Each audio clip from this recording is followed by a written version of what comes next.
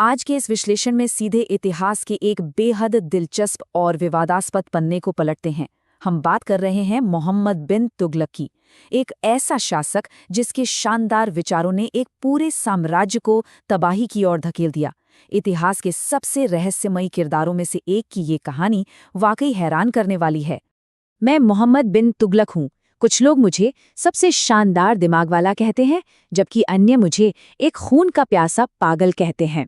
ये नाटकीय पंक्ति इस शासक के जीवन का सबसे बड़ा विरोधाभास सामने रखती है। एक ऐसा नेता जिसने अपने समय से सदियों आगे का भविष्य बनाने की कोशिश की, लेकिन अंततः अपने ही राज्य को एक शमशान में बदल दिया। क्या वो सच में एक विजनरी था, या फिर एक ऐसा इंसान जिसका मानसिक संतुलन पूरी तरह बिगड़ चुका था? भाग 1, विरोधाभासी सुल्तान। चलिए इस विरोधाभास को थोड़ा गहराई से समझते हैं। मोहम्मद की बौद्धिक पृष्ठभूमि और उसके बेहद खतरनाक स्वभाव के बीच का जो अंतर है ना, वो वास्तव में चकरा देने वाला है। एक तरफ वो तर्कशास्त्र, दर्शन, चिकित्सा और गणित का एक महान विद्वान था, लेकिन दूसरी तरफ उसका गुस्सा इतना भयानक था कि उसके सामने पिछले क्रूर शासक भी एकदम शांत नजर आते थे। वो व्यवस्था को बदलना चाहता था, रातों रात, बिना किसी देरी के।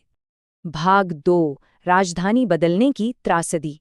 अब बात करते हैं उस पहले बड़े फैसले की, जिसने सब कुछ बदल कर रख दिया।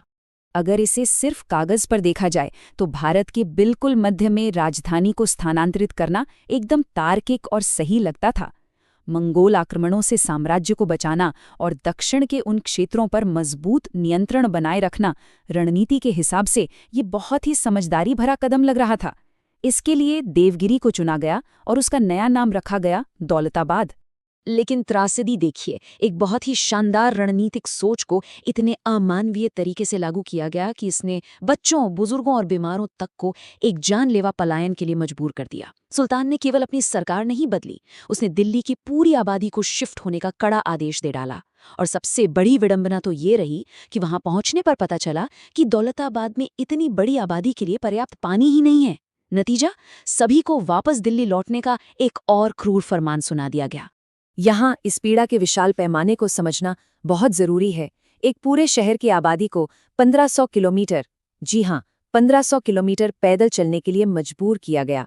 ये एक ऐसा अमानवीय और खौफनाक प्रयास था जो चीन की महान दीवार पर काम करने वाले मजदूरों के कष्टों की याद दिलाता है। अनगिनत परिवार इस अंतहीन यात्रा में हमेशा के लिए खत्म हो गए। भाग 3, सांकेतिक मुद्रा का संकट। राजधानी की तबाही के बाद अब एक ऐसे आर्थिक प्रयोग की बारी थी जो अपने समय से बहुत आगे था। ये प्रयोग सच में एक बहुत ही दूरदर्शी सोच थी।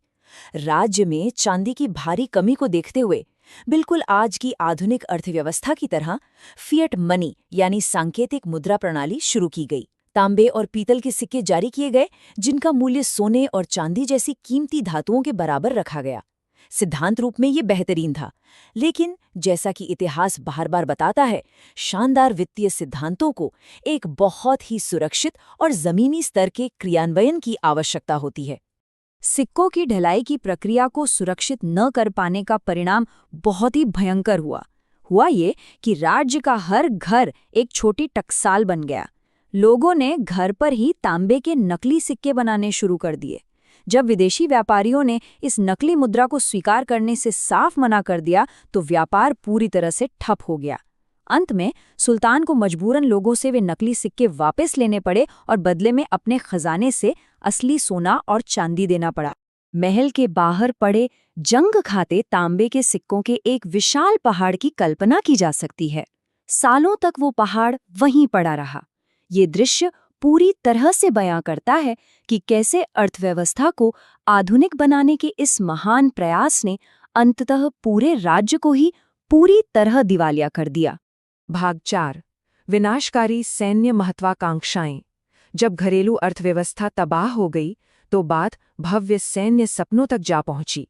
3,70,000 सैनिकों के इस विशाल आंकड़े पर एक पल के लिए विचार करना आवश्यक है। खुरासान यानी फारस पर आक्रमण करने के लिए इतनी बड़ी सेना रातों रात खड़ी कर दी गई। और कमाल की बात देखिए, इस विशाल बल को पहले से ही खाली हो चुके राजकोष से पूरे 1 साल का वेतन एडवांस में दे दिया गया। ये आर्थिक रूप से पूरी तरह से एक आत्मघाती कदम था। ये सैन्य विफलताएं उस दौर की एक और दर्दनाक सच्चाई को उजागर करती हैं। जब भू राजनीति बदली तो खुरासान अभियान रद्द हो गया और रातों रात वो विशाल सेना बेरोजगार हो गई। इसके बाद हिमालय के कराचिल में जो सेना भेजी गई उसे वहां की जमा देने वाली ठंड और खतरनाक पहाड़ों ने निगल लिया। किंवदंतियों के अनुसार उस बर्फीले अभियान से केवल 10, जी हां, सिर्फ 10 सैनिक ही जीवित लौट सके थे। भव्य महत्वाकांक्षाओं के कारण अनगिनत जाने गईं और महान सपने एक भयानक दुस्वप्न में बदल गए। भाग 5, पागल जीनियस की विरासत। चलिए अब इस कहानी के अंतिम और सबसे अहम हिस्से की तरफ बढ़ते हैं।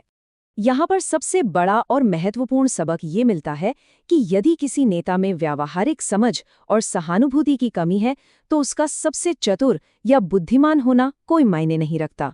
सैद्धांतिक रूप से एकदम परफेक्ट विचारों के प्रति सुल्तान के पागलपन ने पूरे देश में बगावत की आग भड़का दी।